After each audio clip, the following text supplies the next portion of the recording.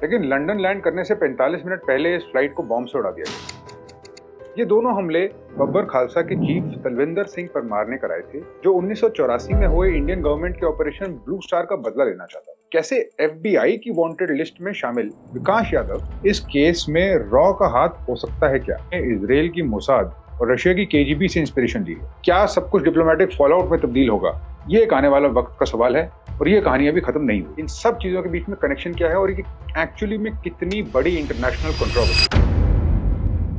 23 जून 1985 के दिन air India की फ्लाइट 182 कनिष्क ने मॉन्ट्रियल से लंदन के लिए उड़ान भरी, लेकिन लंदन लैंड करने से 45 मिनट पहले इस फ्लाइट को बॉम्ब से उड़ा दिया गया। इस फ्लाइट पर 268 कैनेडियन सिटीजन, 27 ब्रिटिश सिटीजन और 22 इंडियन नेशनल्स थे, लेकिन सबके सब मारे गए। इसके बाद एक दूसरा बम टोक्यो के नरीता एयरपोर्ट पर फिक्स टाइम से पहले ही एक्सप्लोड हुआ। ये दोनों हमले बब्बर खालसा के चीफ तलविंदर सिंह परमार ने कराए थे, जो 1984 में हुए इंडियन गवर्नमेंट के ऑपरेशन ब्लू स्टार का बदला लेना चाहता था। यहाँ गौर करने वाली बात यह है कि 1982 में कनाडा के तत्कालीन प्राइम मिनिस्टर पियर ट्रूडो ने एक अजीब सा बहाना बनाकर तलविंदर सिंह परमार को भारत को सौंपने से इनकार किया था। उनका कहना था कि इंडियन कॉमनवेल्थ के मेंबर होते हुए भी क्वीन की सॉवरेनिटी को रिकॉग्नाइज नहीं करता है। आप सोच रहे होंगे कि हम आपको ये कहानी आज क्यों सुना रहे हैं।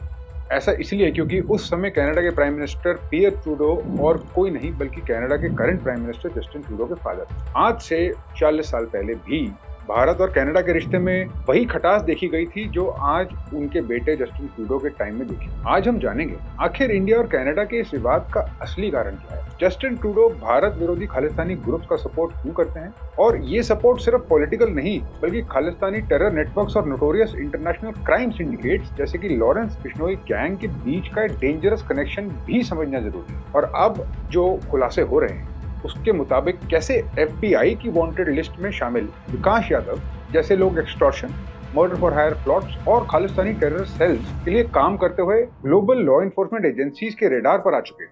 सबसे इंपॉर्टेंट, इन सभी डेंजरस कनेक्शंस के बीच जिस स्पीड से इंडिया और कनाडा के रिलेशनशिप्स में दरार आ रही, क्या इसे सिर्फ एक पॉलिटिकल डिप्लोमेसी का मुद्दा समझा जा सकता है कि क्या ये ऑर्गेनाइज्ड क्राइम, टेरर फंडिंग और इंटरनेशनल लॉ एनफोर्समेंट का एक इंट्रिकेट वेब है? तो ये सब हम आज के एपिसोड में डिकोड करेंगे। आप वीडियो एंड तक देखिए, आपको समझ में आएगा कि इन सब चीजों के बीच में कनेक्शन क्या है और ये एक्चुअली में कितनी बड़ी इंटरनेशनल कंट्रोवर्सी है। आगे बढ़ने से पहले आइए आपको इस विवाद का एक क्विक फ्लैशबैक दिखा दें। 18 जून 2023।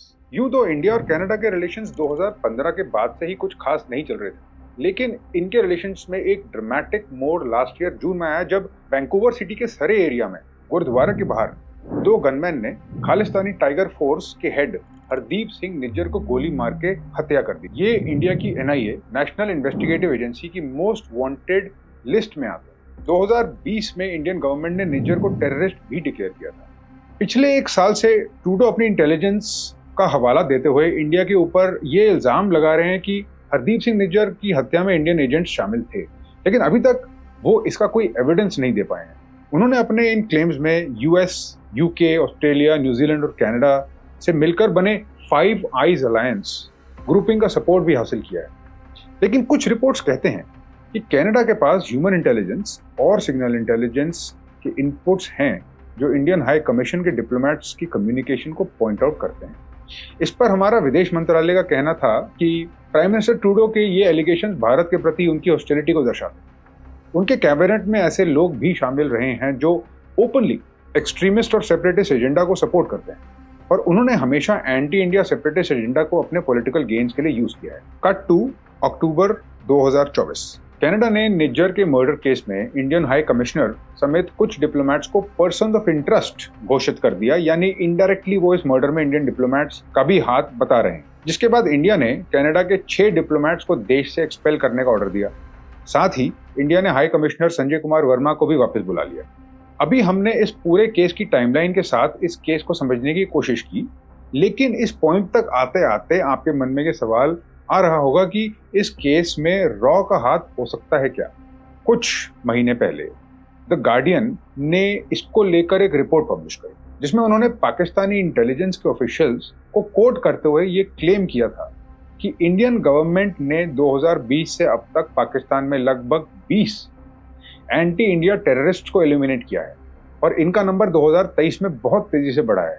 यहाँ गौर करें तो गार्डियन की इस रिपोर्ट से पहले लास्ट नवंबर में अमेरिका की ओर से भी कुछ इसी तरह की खबरें आई थी, जब यूएस गवर्नमेंट ने यह अनाउंस किया कि एफबीआई ने अमेरिकन सॉइल पर US based Khalistan separatist Gurpatwant Singh Pannun के असैसिनेशन अटेम्प्ट को बस्ट किया है। और इसे थोड़ा और पीछे जाएं तो लास्ट ईयर कनाडा ने इंडियन इंटेलिजेंस के ऊपर निज्जर की डेथ का आरोप भी लगाया था। इस रिपोर्ट का कहना था कि इंडिया की इंटेलिजेंस एजेंसी रॉ ने इजराइल की मोसाद और रशिया की केजीबी से इंस्पिरेशन ली है, क्योंकि इन दोनों ही वर्ल्ड क्लास इंटेलिजेंस एजेंसीज ने फॉरेन सॉइल पर अपने एनिमीज की टारगेटेड किलिंग्स के लिए अपना नाम इतिहास के पन्नों में सफलता से दर्ज किया। खैर, अब ये सब कितना सच है और कितना झूठ, उसके बारे में हम भी उतना ही जानते हैं जितना आप जानते हैं। किंतु इंडिया की मिनिस्ट्री ऑफ एक्सटर्नल अफेयर्स ने इन सब एलिगेशंस को साफ डिनाई किया है, और जैसा कि Indian foreign minister doctor S Jaishankar ने पहले भी कहा था, दूसरे देशों में targeted killings government of India की पॉलिसी नहीं है। ये controversy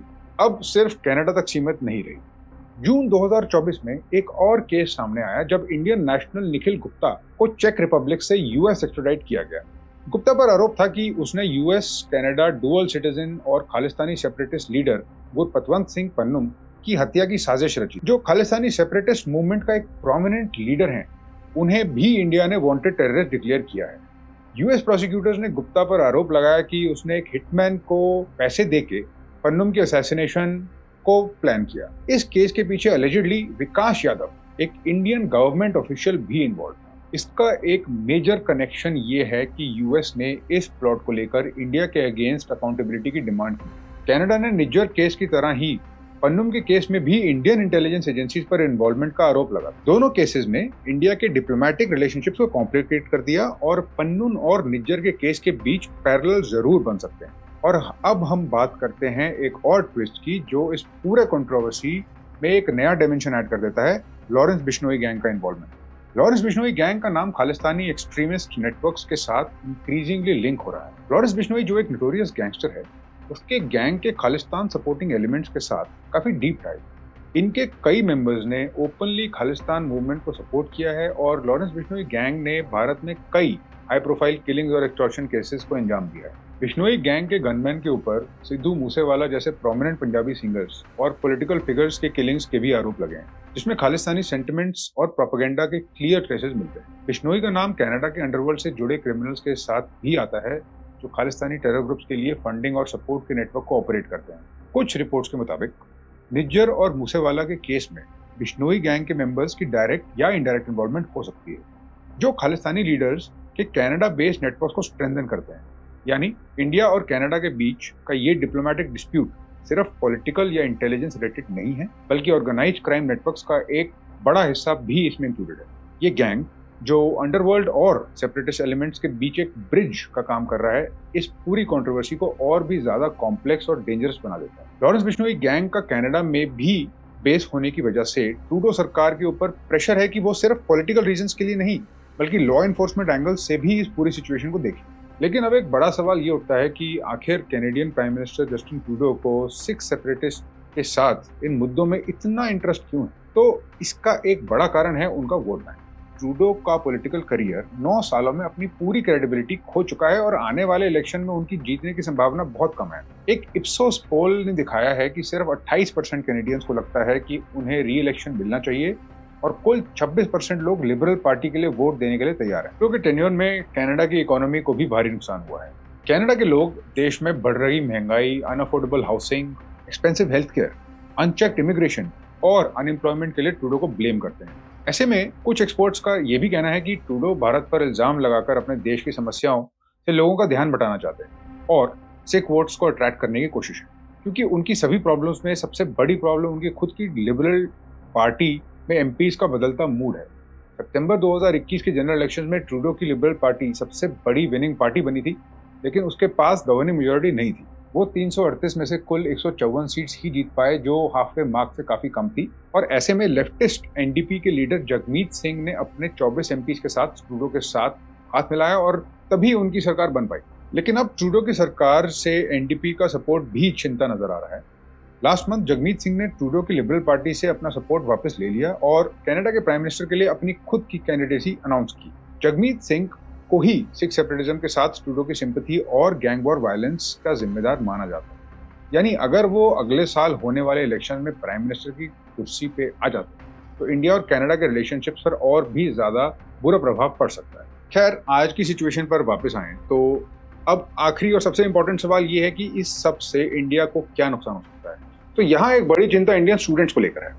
immigration, refugees and citizenship Canada IRCC के डेटा के अनुसार 2015 से 2024 के बीच में लगभग 13 लाख इंडियन स्टूडेंट्स ने कनाडा से स्टडी परमिट लिए हैं। 2015 में कनाडा के 2 लाख से ऊपर इंटरनेशनल स्टूडेंट्स में से 31,000 इंडियन स्टूडेंट्स के पास स्टडी परमिट थे, जो इंटरनेशनल स्टूडेंट्स का 14.5% हिस्सा थे। लेकिन 2023 तक के नंबर बढ़कर लगभग 3 लाख हो गया था और अब ये इंटरनेशनल स्टूडेंट्स का 40% फॉर्म करता है। अब तक इमिग्रेशन पॉलिसीज में कोई ऑफिशियल चेंज नहीं हुआ है, लेकिन कैनेडियन कॉन्सुलेट्स में डिप्लोमेटिक स्टाफ की कमी के कारण वीजा प्रोसेसिंग डिलेज देखने को मिल रहे हैं। यहाँ कुछ लोगों का कहना है कि ऐसा काउंसलर स्टाफ की कमी के कारण हो रहा है, तो कुछ लोगों का कहना है कि ये वीजा डिलेज इंडियन एप्लीकेशंस के लिए ज्यादा बढ़ रहे हैं। यहाँ गौर करने वाली बात यह है कि अगर ये डिलेज और बढ़ते हैं तो ये इंडियन स्टूडेंट्स के साथ कनाडा के यूनिवर्सिटीज और इकोनॉमी के लिए भी एक मेजर इशू बन सकता है, क्योंकि इंडियन स्टूडेंट्स का कंट्रीब्यूशन कनाडा के एजुकेशन सेक्टर में बहुत इंपॉर्टेंट। सिख वॉक के रिपोर्ट के हिसाब से कनाडा में पढ़ने वाले पंजाबी स्टूडेंट्स उनकी इकोनॉमी में एनुअली लगभग $8 बिलियन कंट्रीब्यूट करते हैं। टोटल 3.5 लाख स्टूडेंट्स कनाडा के कॉलेज और यूनिवर्सिटीज में एनरोल्ड हैं। उनके एजुकेशन सिस्टम में इंटरनेशनल स्टूडेंट्स डोमेस्टिक स्टूडेंट्स के कंपैरिजन में 3 गुना ज्यादा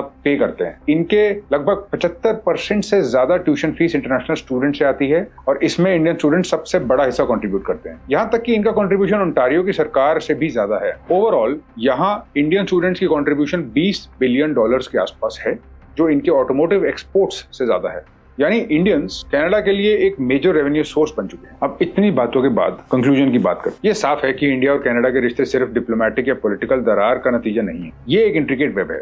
इसमें पॉलिटिकल सपोर्ट, खालिस्तानी सेपरेटिस्ट्स के टेरर नेटवर्क्स, ऑर्गेनाइज्ड क्राइम्स के सिंडिकेट जैसे लॉरेंस बिश्नोई गैंग, यहाँ तक कि FBI जैसे लॉ एनफोर्समेंट एजेंसीज का भी इन्वॉल्वमेंट है। शॉर्ट टर्म में शायद ये टेंशंस ट्रेड या वीजा रिस्ट्रिक्शंस तक सीमित रहें, लेकिन लॉन्ग टर्म में ये सिचुएशन और भी ज्यादा कॉम्प्लेक्स या डेंजरस हो सकती है।